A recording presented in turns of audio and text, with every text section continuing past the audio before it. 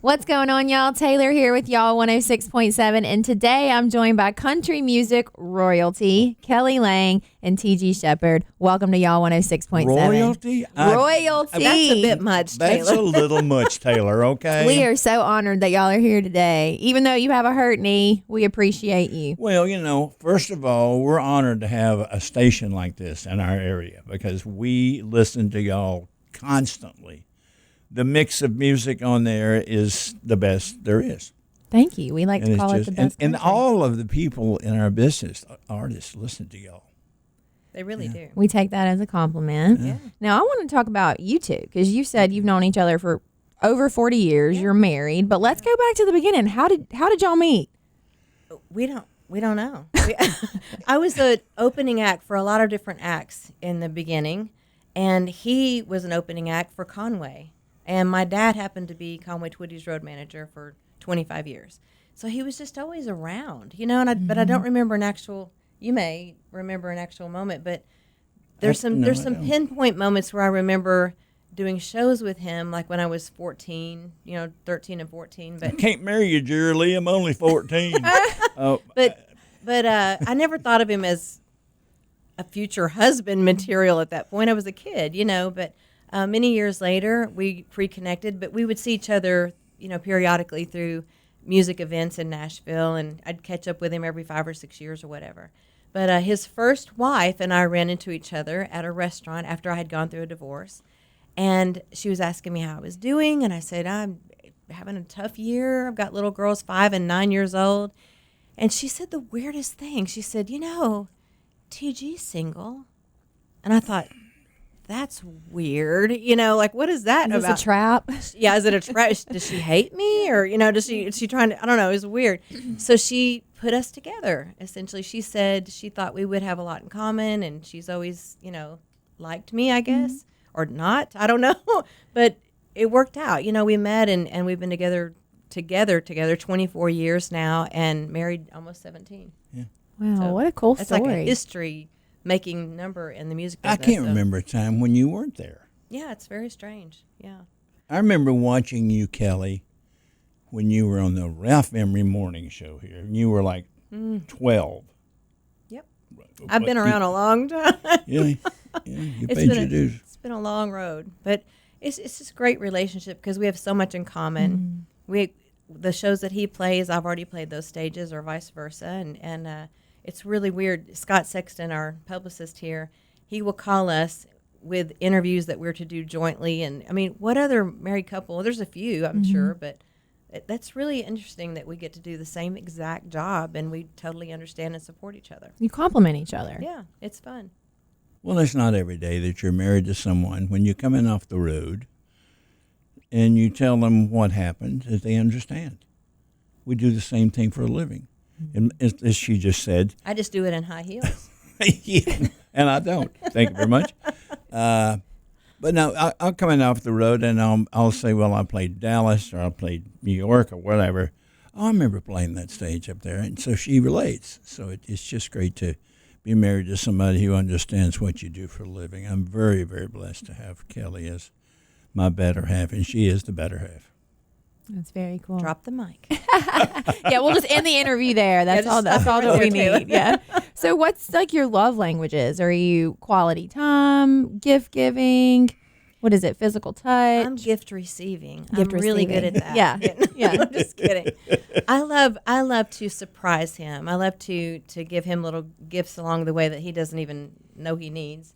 But he's not really big on things, like he'll put things, he'll go, oh, this is nice, and never really use them again. But so that's kind of weird. But he loves touch. He loves affection. He's very good with words. He's always complimenting everybody around him, especially me. And you love that for me to give you compliments. Yeah. Words of affirmation. Yeah. So that's a great question. We've never. And that is a great question. Well, you're doing something right, and so I need some advice. So I'm just wondering. Marry your best friend. Yeah. That's the the key. Yeah, I think the whole thing is based on friendship, not sometimes just husband and wife. Mm-hmm. We're equally yoked in we are beliefs and the way we do everything. We love the same restaurants. We love the same decor. We love the same places to But travel. that doesn't happen very often. It between doesn't. people. It's very rare. We Yeah. know it. We're appreciative of it. Well, you're making music together, so I'm sure that that's very Yes. exciting. Let's talk about your new album. You've released 3 singles so far off the Chemistry album, and one of them you wrote, I did. Addicted to You. I did. That's very cool. So what is it like recording together? Now that's a different story. It's so different. I'm the kind of guy when I go into a studio and do an album, and I have to have the lyrics written out for me, because if not, I get enthralled and get caught up in the moment of recording and listening to the track and whatever of the band. And Kelly it's off the top of her head. She looks at something. She's almost got like a photographic memory, and she never forgets the lyrics. So she just sings it. And with me, I do it word for word. And So I mess with him, and I'll on purpose type up the wrong lyrics just to see if he'll sing it, and he does. No. He'll say words that don't even have anything to do with the song, and then he'll argue like, "This is what the paper says." Oh, that's hilarious. well, that's what's written down here. Well, So Yeah. I mess with him a lot, but it's funny because we do record so differently. I'll just go in there and just from gut instinct or memory of the song, if it's something that's already recorded. But he'll have to study it and gets very nervous about and making sure that every word is in there. I think the average listener who listens to duets doesn't realize that it's very difficult to do duets because most people don't sing in the same key. And especially male and female. Male and female.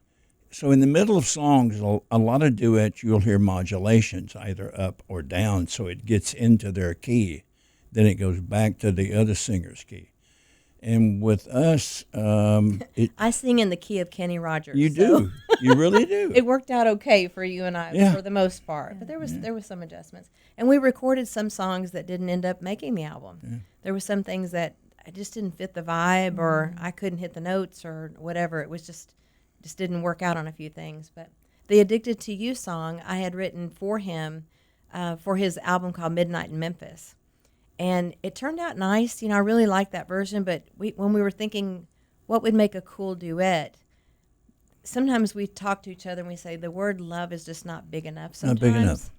It's not all-encompassing. It's more like an addiction to each other sometimes. So it worked out even more powerfully, I think, as a duet. So we tried it, and it ended up as one of our favorites. And we actually. did a lot of songs on the Chemistry album that were not duets. But we made them duets, like Still the One. Still the One. We made that a duet. We made Kenny Rogers' song Morning Desire into a duet. Because You Love Me. Because was never Because a You duet, Love Me, yeah. Celine Dion. We did that as a country duet. So we tried to pick the songs on this project that were woven into the tapestry of our lives. We've loved these songs forever. And hopefully people that will hear this CD will feel the same way, that they're songs that it's been some of their favorites for years. So Absolutely. And we got one of the yeah, you had one of the first ones. we matter got of one of the fact. first ones. Hot off the press, Taylor. And we took 2 years recording it. Wow. We were not in. We're afforded a great luxury, Taylor, of owning our own label, Sheppard Entertainment, and everything with us is in house except for our PR with Scott Hamilton. Scott Scott Man, Sexton. Scott, you're starting to ice skate. Scott Sexton at 2911. But we really and truly were not pushed by management or a label to deliver an album for third quarter billing or for money. So therefore we were able to take our time, and we took 2 years in putting it together, and I'm very proud of it. Well, I'm loving all the songs so far. Can't wait to play the rest of it. So when does it come out to the public for everyone? June 28th. June 28th. Well, that's a busy week because you're playing the Opry June 27th. I am. Got a lot going on. I'm going to be doing a song that I wrote called I Think It's Jesus, which Lori Morgan has recorded, along with a couple of other songs on her new album, and that album's coming out the 28th, too. Yeah. The song Dead Girl Walking is the title cut of that album, the name of the album. So that's a really exciting thing for me to be able to see her do that. So I'm doing I Think It's Jesus and a song called Under a Tennessee Moon on the Opry, which is something I'm really excited about. Tell us a little bit more about that, because you have a song on the Tennessee State song. Yes. It's the song of Tennessee. What is it? Well, I wrote a song several years ago called Under a Tennessee Moon for my mom. We were driving through Nashville and Hendersonville, and she was like, look how beautiful it is here. And I'm like, okay. She said, no, really, stop and think about Tennessee is so beautiful. The rivers, the history, the music. And I was like, okay, please write me a song. And I'm like, how do you write a song about a state? Like I didn't see what she was talking about. But then I started looking at it through her eyes, and I'm like, she's really passionate about this. If she is, I should be too. So I came home that day and I put this song together and gave it to her as a gift. And I didn't really think much about it. And many years later, it's gotten into the right hands at the government, and they have gone through all of the rulings through legislative, and it took a long time, many years, to go up the proper chains. And I'm excited to say that I'm getting the proclamation from the governor of Tennessee on Monday. It's a big, huge paper. I think it's like a framed document saying that this is now the new Tennessee State song. So it's going to be joining the ranks of Rocky Top and Tennessee Waltz and forever written down in history. So I'm really grateful for that opportunity. That's incredible. Round of applause for that, everybody. That's incredible. As a really. songwriter in Nashville with millions of songwriters that have come through here, what a privilege. We have a few, state songs, more than most in the country, but it's a small fraction of the songwriters that we have here, and I'm in shock still, to be honest with you. That is so cool. It's a big thing. My kids are actually proud of it. That's shocking. Yeah. That is shocking. I mean, for them to be impressed over this was They are impressed. They're impressed. They got to think their parents are just the coolest ever. Oh, no. No. Oh, absolutely No, not really. No, I mean, we just go to work like everybody else, but for some reason this resonated with them when you told them that you had written a new Tennessee State song, which really I was kind of surprised that they loved that much. Our youngest, who was not impressed with anything, she says, dang, Mom. That's about all I got. So that was huge. Dang, Mom. Dang, Mom. Well, and thanks to your mom for planting that seed in your head. Yeah, and I'm really excited that she'll be with me at the Opry.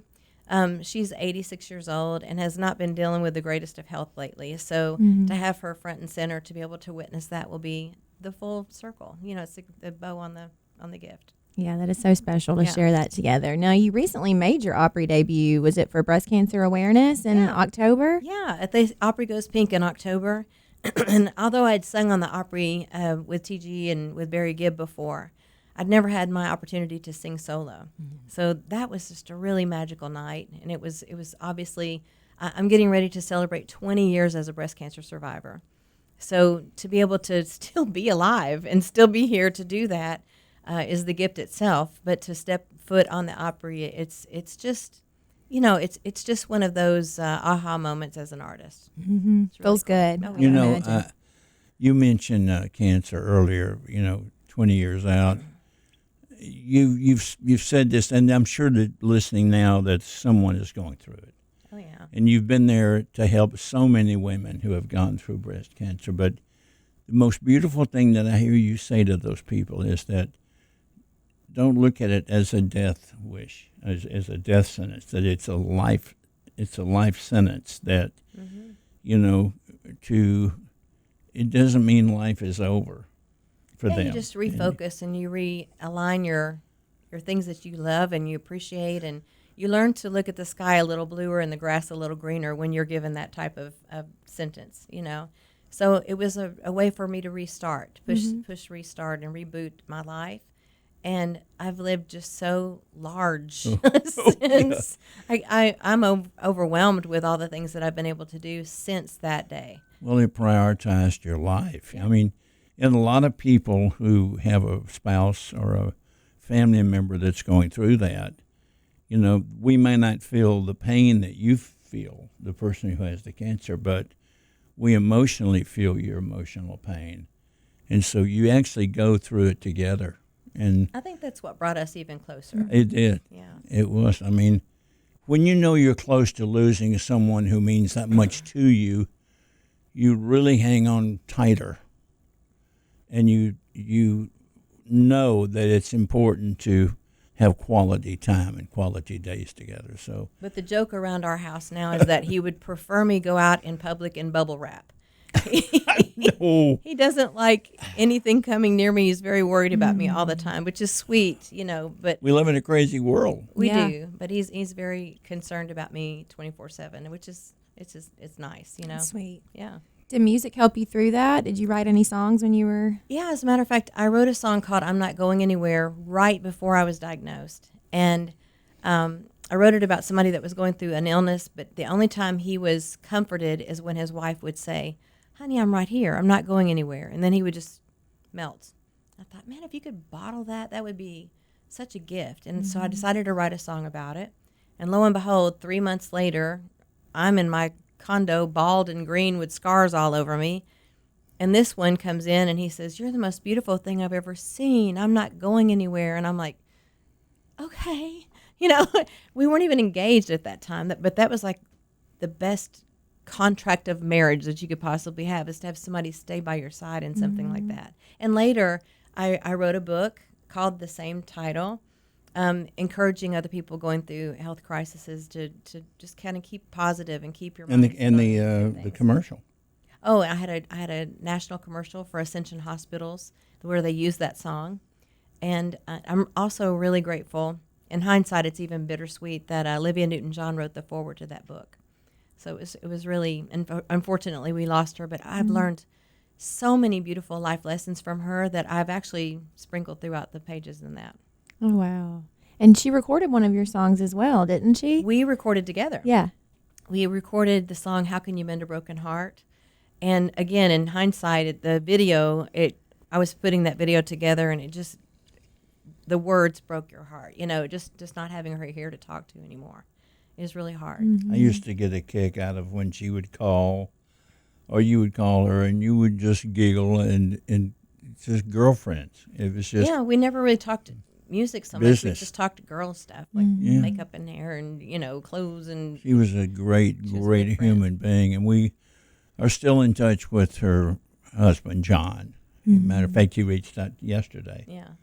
And, They were just.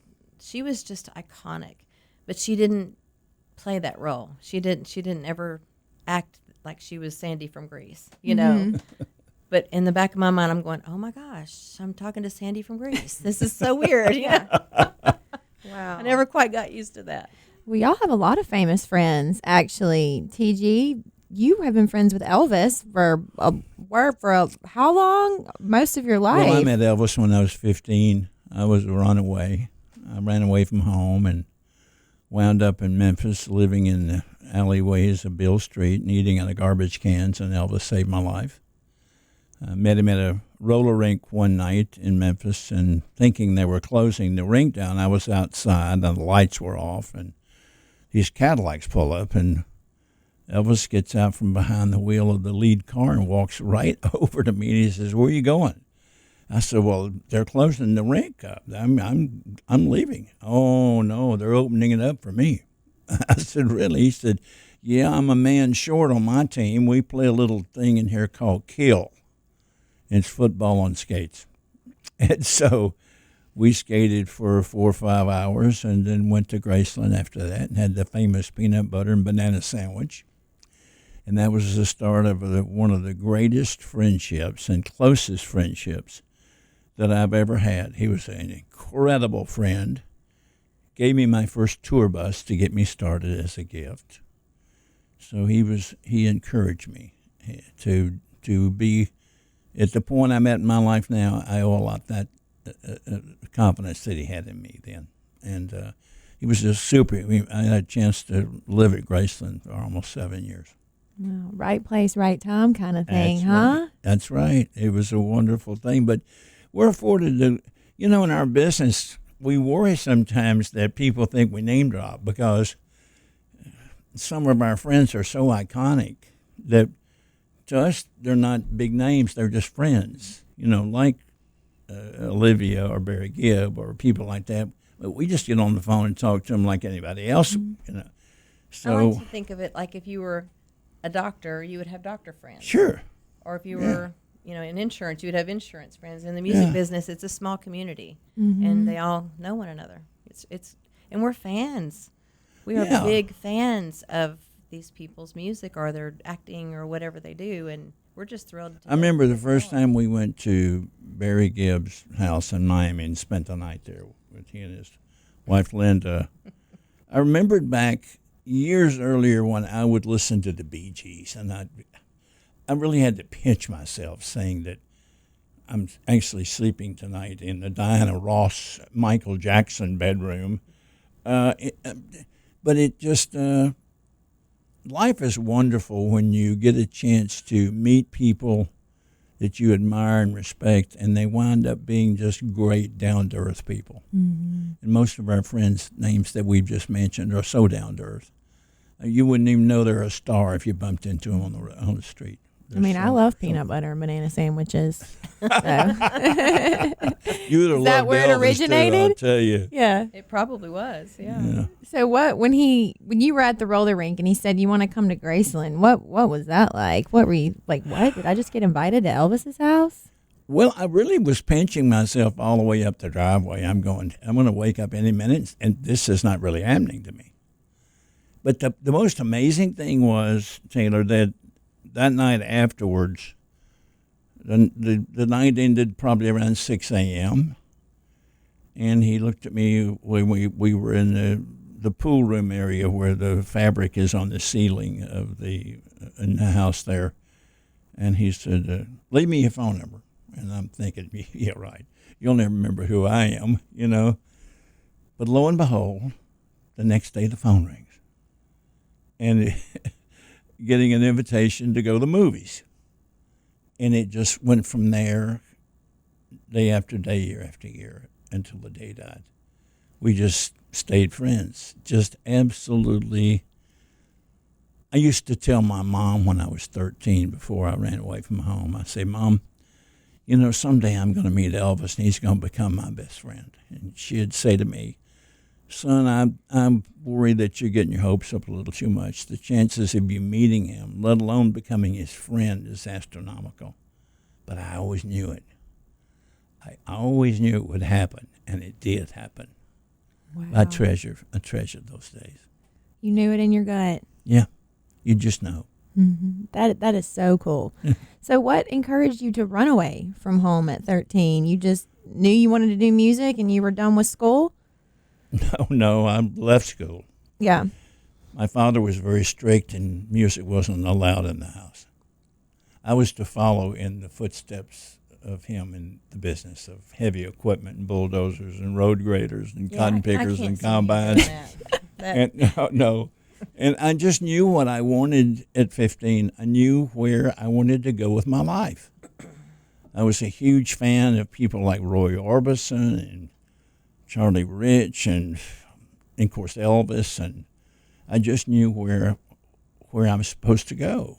And I knew if I stayed home, it wasn't going to happen. So at 15, I climbed down to the back window of my dad's house with 60 cents in my pocket.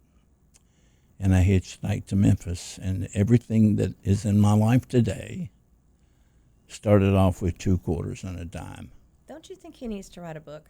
Yes, or a movie. I was just thinking, movie. I'm envisioning all of this while he's describing it. That'd be a great movie. And this is just the tip. I mean, he has got so many interesting, I call him Forest Gump. Yes. He was in so many weird places at the weirdest of times. Mm-hmm. For instance, he was working at a record company at one point, and this guy comes in. Record distributor. Yeah. This guy comes in, and he's like, I'd like to see if y'all can help me get my song on the radio. So they got him in the back, and his name was Bill Browder at the time, his given name. Yeah, my name was. Yeah. And so they said, Bill, come up here and see if you like this, and he liked it. And he said, let's hop in the car. I'll take you down to the radio station.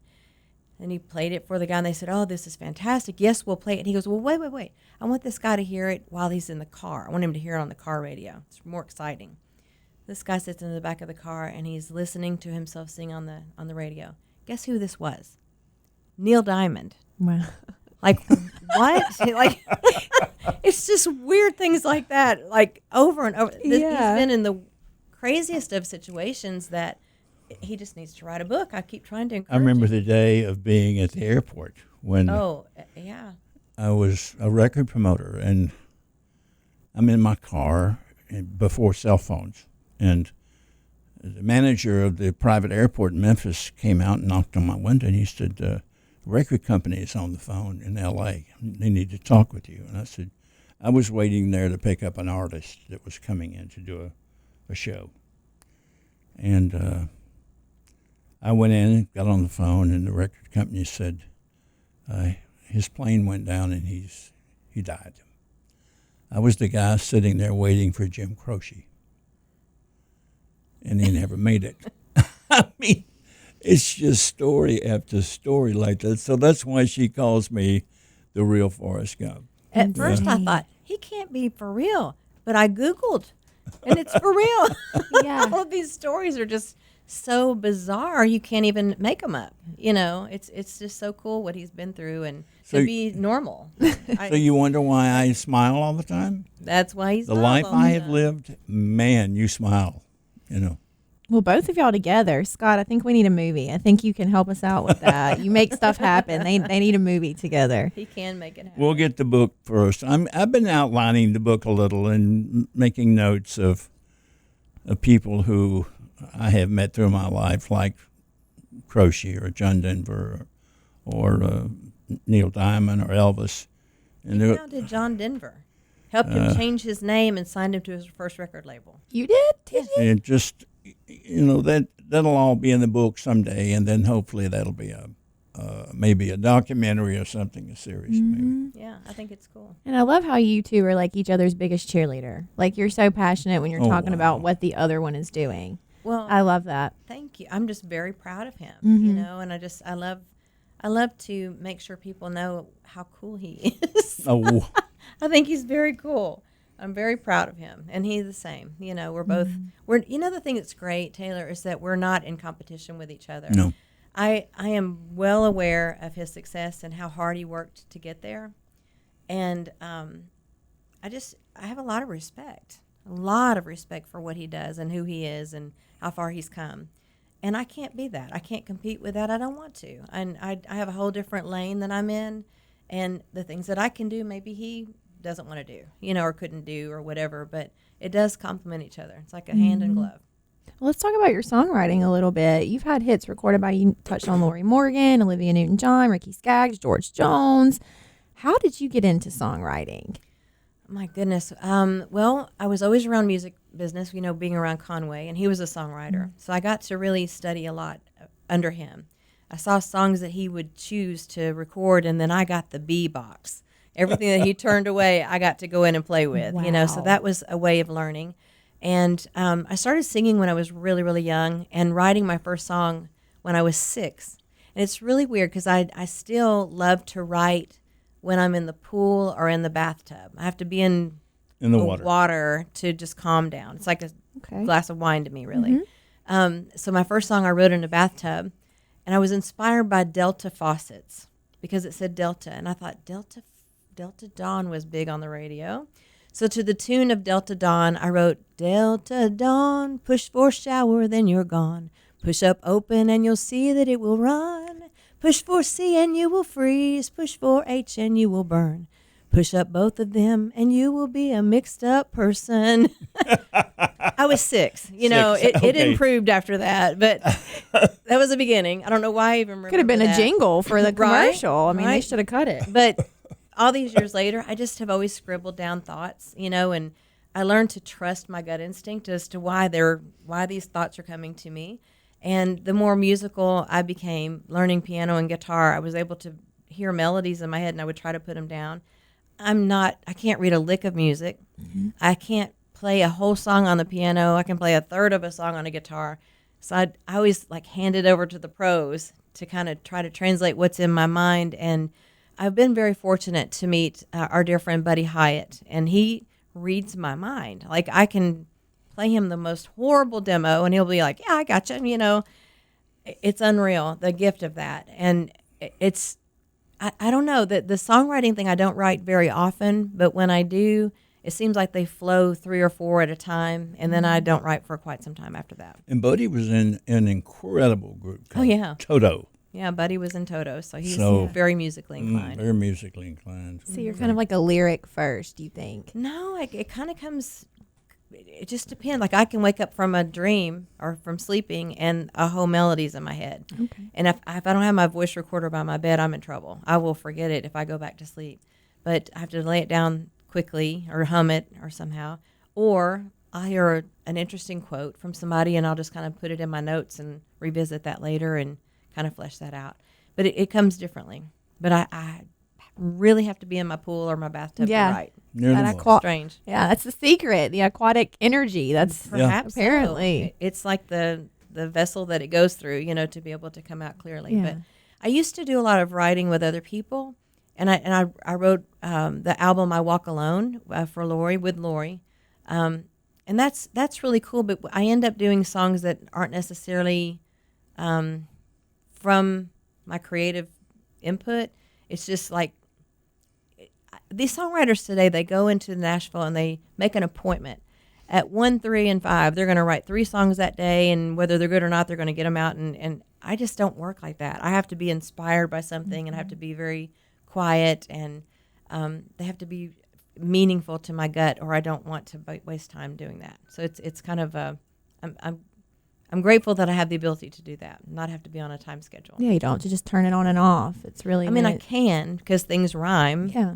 And there's 3 minutes you got to get into a song. I can do it. It's just not as easy or meaningful to me. Yeah. You have something more to say from the heart when inspiration strikes. Maybe so. Yeah. Yeah. I put it this way. My mom, who knows nothing about music, I don't know why I take her opinion very seriously on this, but she tends to get very emotional when she hears songs that I've written by myself. Whereas she can really tell if I've written with somebody else because she doesn't seem to have the same emotions. So that's kind of a good barometer for me. I think there's something to be said about that. Yeah, I think so.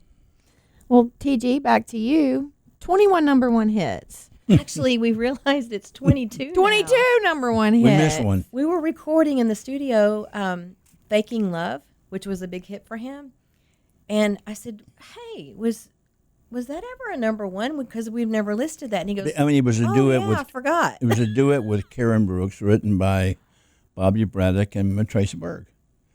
And I'd forgotten about it being number one, so it's now 22. 22. Isn't that wild? Wow. I don't know. It's great to have those number ones, but there are artists nowadays who have a lot more. And then there are artists that never get the first one.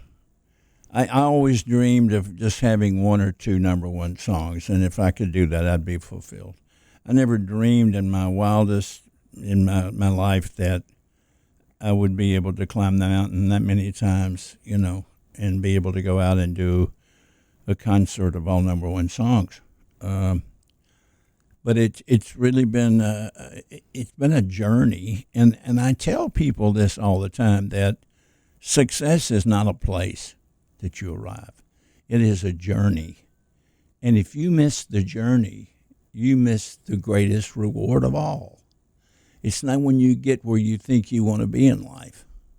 It's that trip along the way. And man, I've had a heck of a trip. And in the words of Miley Cyrus, it's the climb.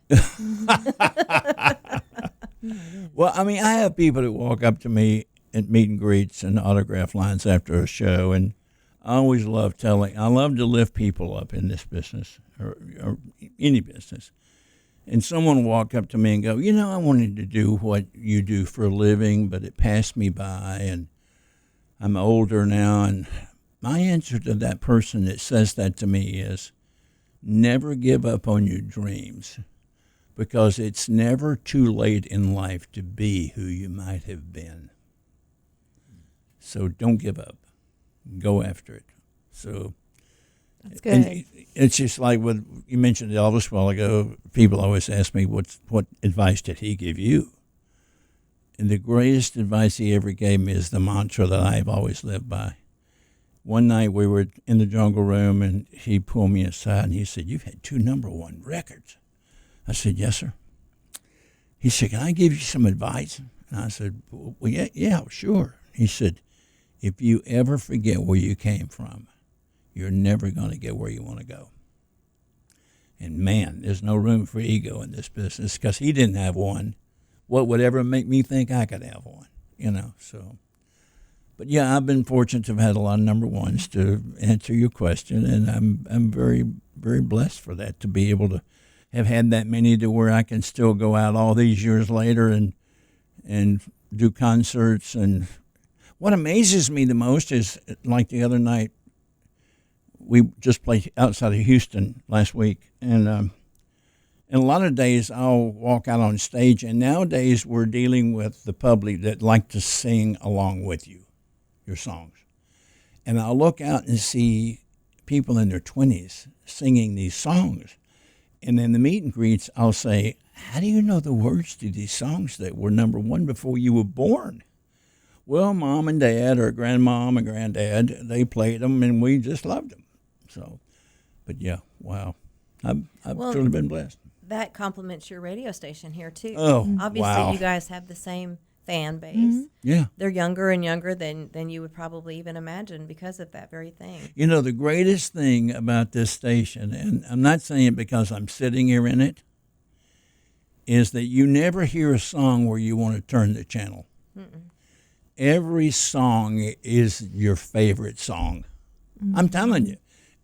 And I can truthfully tell you, after, being in radio for a lot of years myself at Sirius XM, and doing interviews and playing prime country of the 80s and 90s. Man, it's hard to consistently play songs that will keep people from tuning out. But I never hear a bad song on y'all. It's just absolutely incredible station. Who do we have to applaud for that? Thank you. That would be Ron. Hey, Ron. He's been told he has a spiritual gift. It is a gift. It is a gift. No. I mean, programming a radio station, that's the key. I tease about it. I love it so much I married it. So thank you. It's just it's wonderful when you can go back, because in my opinion it brings people back to a safer time in life, a time when people had fun without fear, and it brought back the urban cowboy feel. It brought back an era where people were dressing up in cowboy stuff, and it was the authentic time. It wasn't like a recreation of it like we're trying now. And these were the original gangstas, is what we're talking about. No, it was. So I'm loving it. Loving every minute of y'all radio. I just hope you keep keeping on with what you're doing, because it is the best.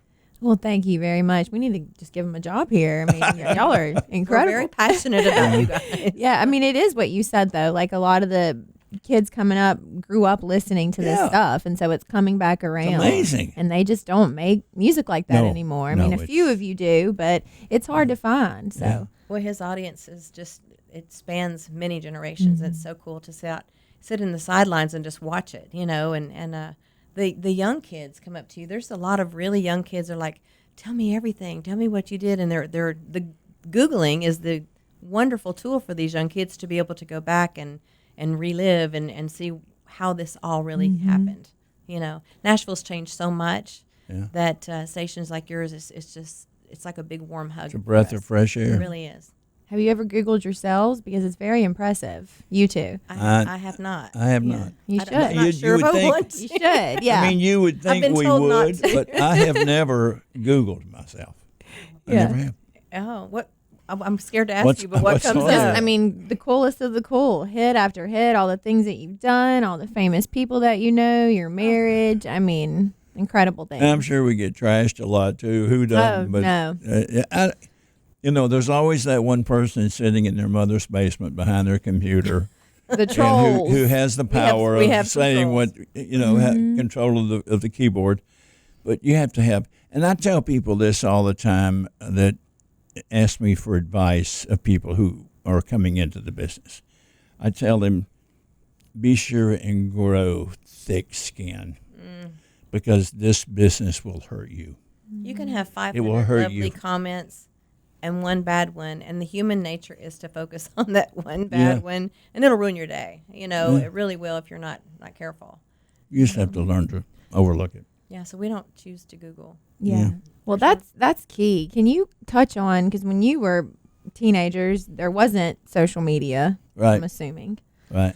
So, how would you say like the evolution of technology has impacted the music industry? Because back then you didn't have to wake up and see the trolls on Instagram, but it was also an easier way to connect with your fans. So it's kind of like there's pros and cons to both of it. I can give you an example of how thankful I am that it wasn't around during the time.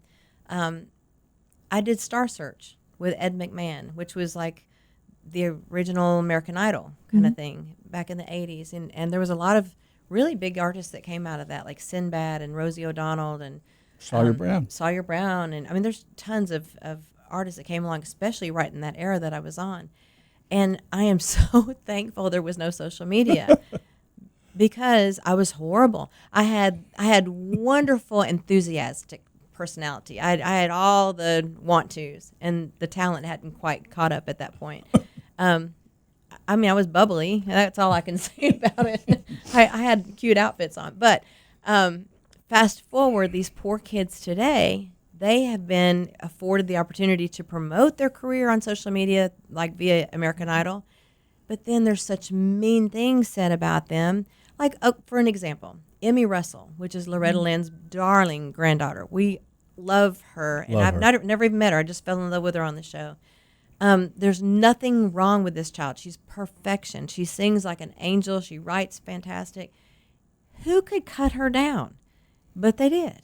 And I just get so angry at that. And if you're young and vulnerable or insecure in any way, it will ruin you and not even give you the opportunity to become who you might have been because you're so hurt. Well, it's awful. I also think that technology has afforded us a great luxury of recording better music. Yeah, it has. Because it's, some people say it's a little slicker, but I've always been accused of that, being a pop country artist. But I mean, nowadays you can actually cut an album in your bathroom. I mean, if you've got the equipment. I have. The acoustics, I mean, pretty good acoustics. So technology has really enabled us to cut better music, and it's enabled us to reach people quicker and reach more people soon, large groups of people. That's the thing that's great. Social media. Especially with newcomers or people that are no longer with a label or anything. You've got the power in your hands to be able to control your own career, which is a beautiful thing. You can become a big star off of TikTok and Facebook. You don't have to even, First, you got to learn TikTok. That's a whole nother level, though. Ooh, there's always something new. First, you've got to be talented, I think, to have the talent to have a career, and no matter what pathway you take to promote it, Sometimes just knowing how to do TikTok is a talent. Yeah, I mean, I think back then it was definitely all about talent, and now these days it's kind of who can get a viral video or who can, But that's a gift in itself. It is. Yeah. No, there's good and bad to everything, I suppose. Yeah. What would you say, and you've been great with the advice, thank you, because that's always something I ask people of what advice would you give your younger self or people coming to, Nashville to pursue music, but having thick skin, I think, is a big one. How would you say that you two have worked on your confidence? Because you're both very confident throughout the year.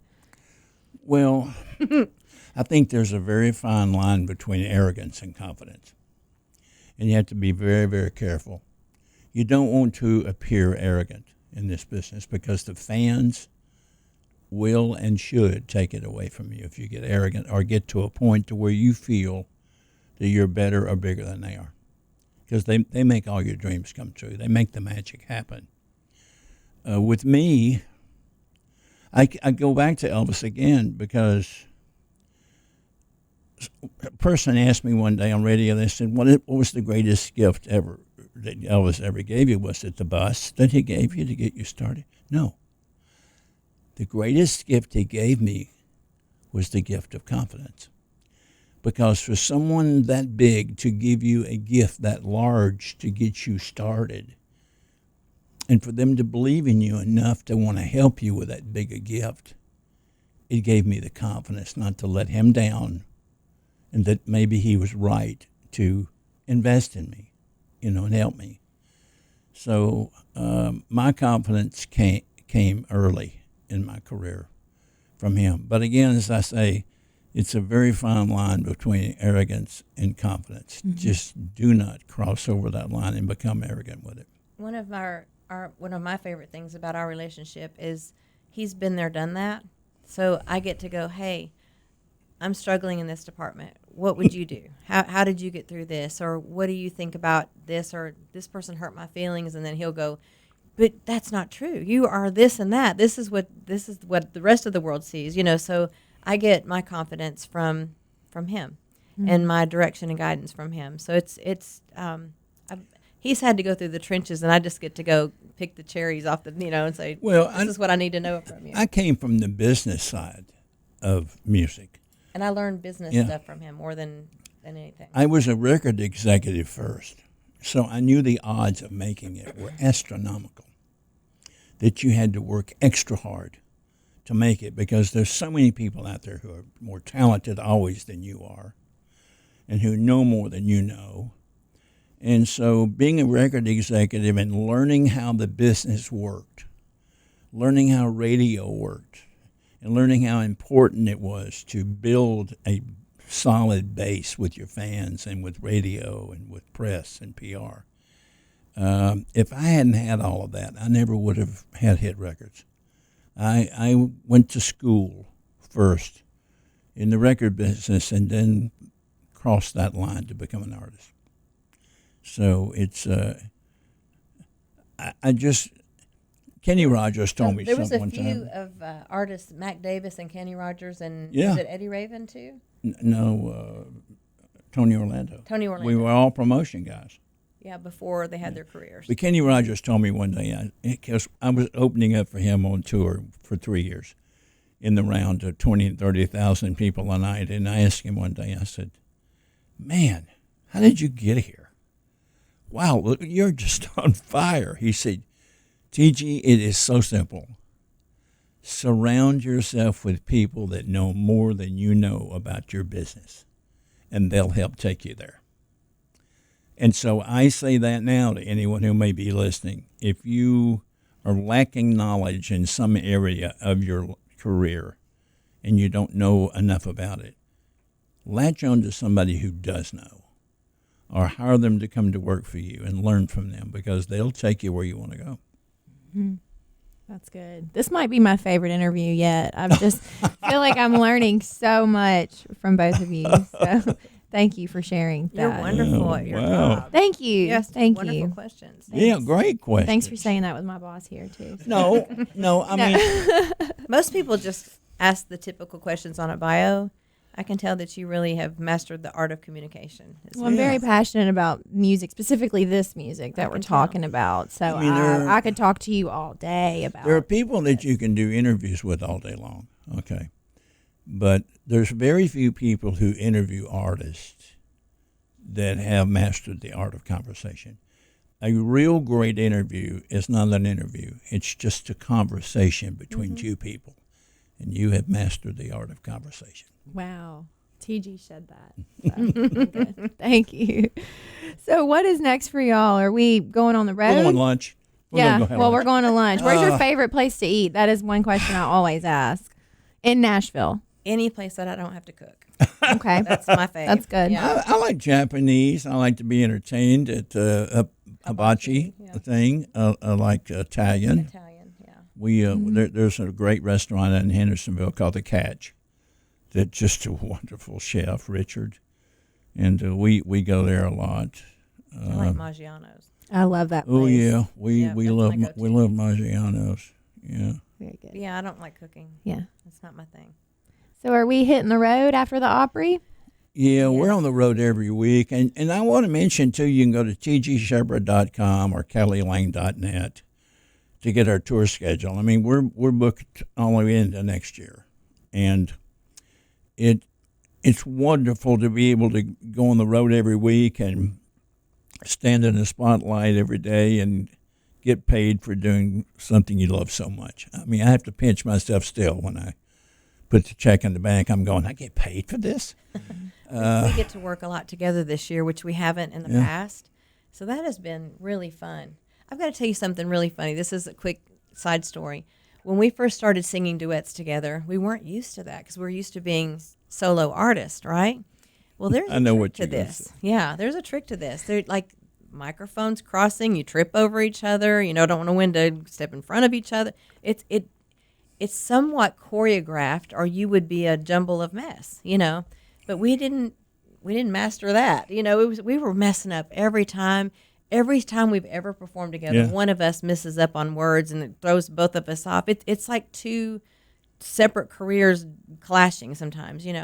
So this one time we were in Las Vegas and we were telling Olivia about our struggles on stage because we were getting ready to do a show. And she goes, "That's ridiculous. I gotcha. So we were at the Flamingo Hotel outside. If fans knew that was Olivia Newton-John standing there doing this, cameras would have been all over her, but she just flew under the radar. So she had us standing on the stairs of the entryway of the Flamingo Hotel, and she goes, "Okay, TG, you stand there. Kelly, you stand there. You walk this way. He She walks that way. choreographed us. You count 4 steps, and then you turn to the left, and then you turn back and look at him and lean into him." And I'm like, where is my camera? Why can't I have this on camera? But it's funny because every time we're on stage together, her voice runs through my head. Yeah. I can't speak about you, but this is like, she was one of the biggest duet partners with John Travolta Yeah. of all time. So I took her real serious. So it goes through my mind when we do perform. Well, and we're getting better at it, but we still mess up every time. Wow. I love performing on the road because when you're recording in a studio, you're relating to a red light. And on stage, it's instant gratification from the audience. They let you know instantly after each song if they like what they're seeing and hearing. Or not. And so that magic on stage, if artists were really honest with you, they'll tell you that it's like a drug because it's just something you never get tired of. When you walk out and you have people who like what you do. It's probably like And, performing a Broadway play Yeah. live. It's a lot of hard work, and it's like intentionally nerve-wracking compared to filming a movie per se.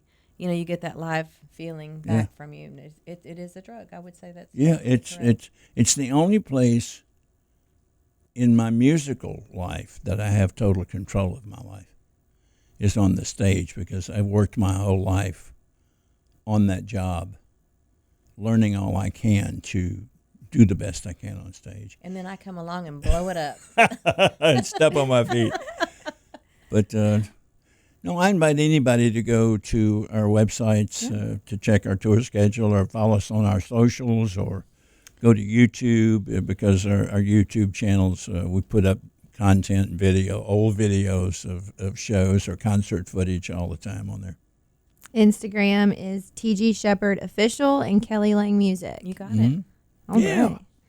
Was there anything we didn't touch on today that you want your fans to know? Wow. Man, you're so thorough. I just want people to know how grateful we are. We really appreciate when people take the time to write us. Like we did a show in Calhoun, Georgia last week. People took the time to write and express their appreciation for songs that we've done or conversations that we had on stage, and it holds us at night. We really appreciate the fans very much. Well, we appreciate you being here. Thank And y'all. we for- appreciate y'all radio. Oh, Y'all man. 106.7.